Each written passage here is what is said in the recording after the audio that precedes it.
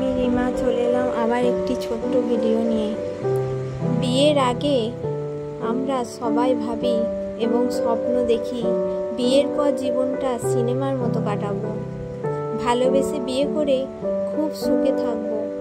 কিন্তু জীবন আমাদের হিসাবে চলে না, জীবনযাপনের হিসাবে আমাদেরকে চলতে হয়। জীবন চালানো এত সহজ নয়। আমরা অনেকে লাভ ম্যারেজ করি বটে, কিন্তু বিয়ের আগে ও বিয়ের পরে জীবন সম্পূর্ণ আলাদা।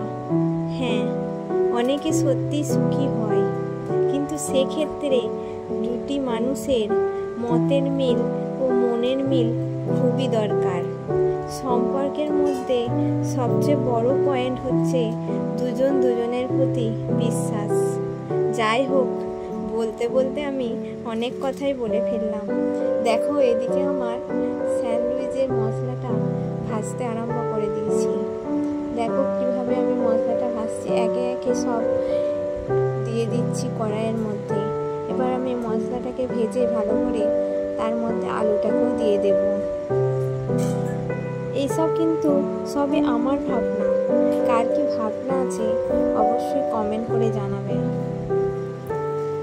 দেখো, আমি একটু আদা বাটা দিয়ে দিলাম এর মাঝখানে। এবার আমি মশলাটাকে ভালো করে কষিয়ে নেব। সম্পর্কের মধ্যে ভালোবাসা থাকাটা খুবই দরকার। সম্পর্কের মধ্যে ভালোবাসা থাকলে সম্পর্ক কোনো দিনও পুরাতন হয় না। দেখো, আমি একটু হলুদও দিয়ে দিলাম। হলুদটা দিয়ে আমি ভালো করে ভেজে আবার আমি একটু নুন দিয়ে দিলাম। এবার আমি আলুটা দিয়ে দেব। আলুটা দিয়ে কড়াইয়ের মধ্যে ভালো করে ভেজে নেব আলুটাকে।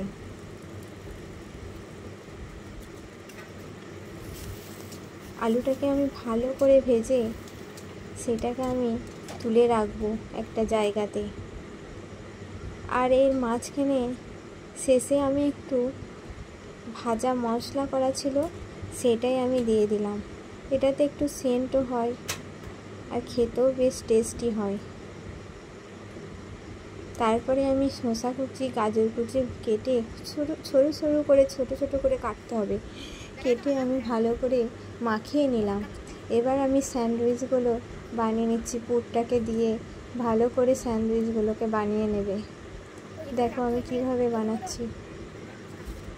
স্যান্ডউইচগুলো ভালো করে বানিয়ে এবার আমি সবগুলি বানিয়ে নেব, একে একে সবগুলি বানিয়ে নেব। বিয়ের পরে এবং বিয়ের আগে সম্পর্ক খুবই আলাদা হয়। আর বিয়ের আগে যে মানুষটাকে দেখে আমরা বিয়ে করি, বিয়ের পরে কিন্তু সেই মানুষটা পুরোপুরি চেঞ্জ হয়ে যায় সংসারের চাপে। সংসারের চাপে তখন সেই মানুষটা আর ভালোবাসার সময়ই পায় না।